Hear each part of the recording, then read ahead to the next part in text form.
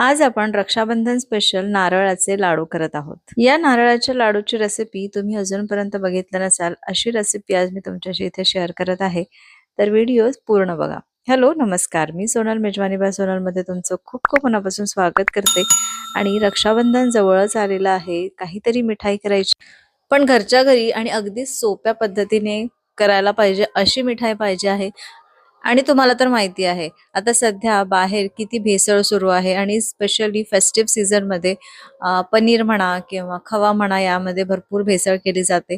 तर म्हणूनच आजची जी मिठाई आहे किंवा आजचे हे नारळाचे लाडू आहे ते अगदी घरच्या घरी घरच्या पद्धतीने नेहमीपेक्षा वेगळे असे ही रेसिपी आहे। तर रेसिपी पूर्ण बघा। चला तर रेसिपीला सुरुवात करूया।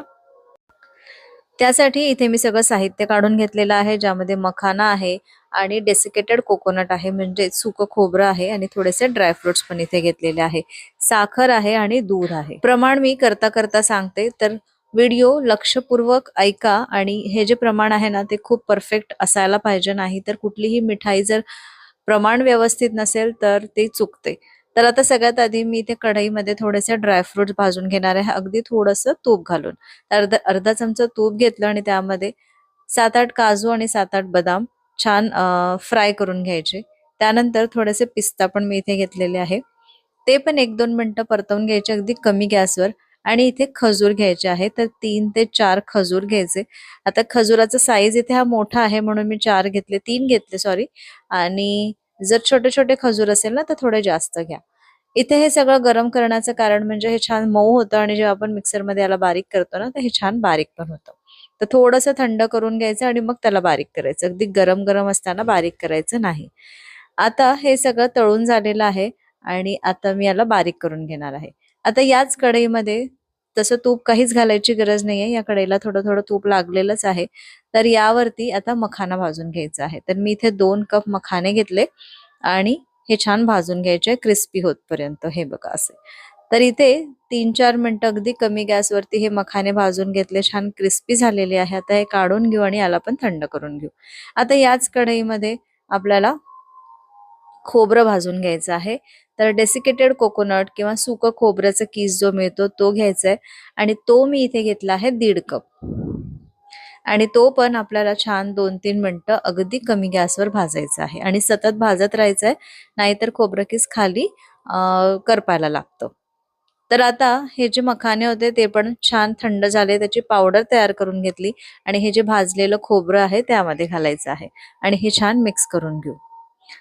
मिक्स करून झाल्यानंतर यामध्ये साखर घालायची आहे, तर मी इथे अर्धा कप साखर घातली आणि त्यानंतर 1 कप यामध्ये दूध घालायचं आहे। दूध जे आहे त्याचं प्रमाण थोडं कमी जास्त होऊ शकतं, थोडं थोडं घाला म्हणजे अंदाज येतो की कितपत आपल्याला दूध लागणार आहे।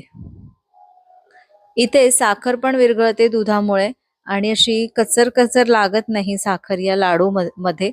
आणि ही जी साखर आहे ना तुम्ही इथे पिठी साखर पण वापरू शकता, पण काहीच गरज पडत नाही, कारण जेव्हा हे आपण सगळं मिक्स करतो, दूध वगैरे सगळं यामध्ये ऍड करतो, तर ही साखर छान विरघळली जाते। तर आता साखर यामध्ये घातली, दूध घातलेलं आहे। 1 कप दूध मी थोडं थोडं करून घातलं, 1 ते 1.5 कप इतकं लागू शकतं।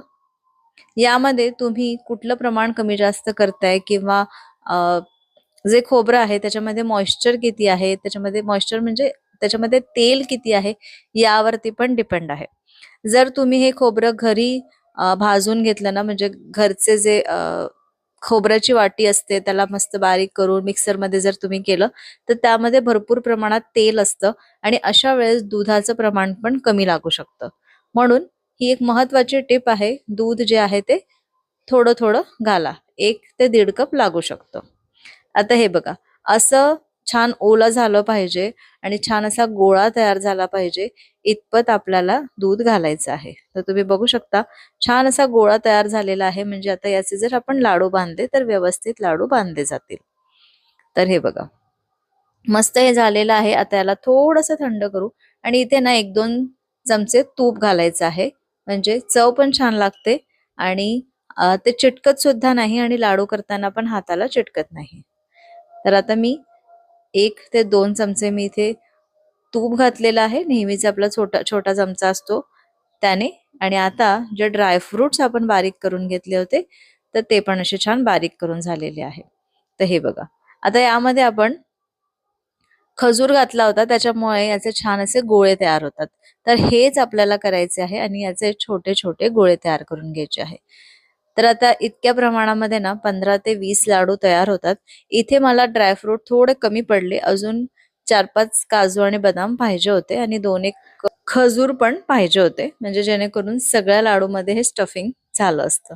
आता मी थोडंसं खोबरं किस घेतलं, त्यामध्ये थोडासा पिस्ता छान असा काप करून घेतले पिस्त्याचे आणि ते यामध्ये घातले आणि थोडेसे गुलाबाच्या पाकळ्या घातलेल्या आहेत. तर ह्या ज्या गुलाबाच्या पाकळ्या आहे ना, ह्या मी घरी तयार केलेल्या आहेत. तर मोठे पेटल्स असतात त्याचे, तर त्याला मी थोडं बारीक चिरून घेतलंय, कट करून घेतलंय कैचीने.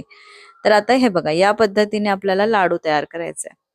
खूप मस्त लागतो, छान स्टफिंग वाला हा लाडू तयार होतो. आतमध्ये मस्त ड्रायफ्रुट्स आणि मस्त खजुराची टेस्ट लागते. इथे खजुराचं प्रमाण तुम्ही थोडंसं जास्त पण ठेवू शकता. आणि यामध्ये ना आता मी हे संपल्यानंतर गुलकंद घातलेला आहे काही लाडूमध्ये.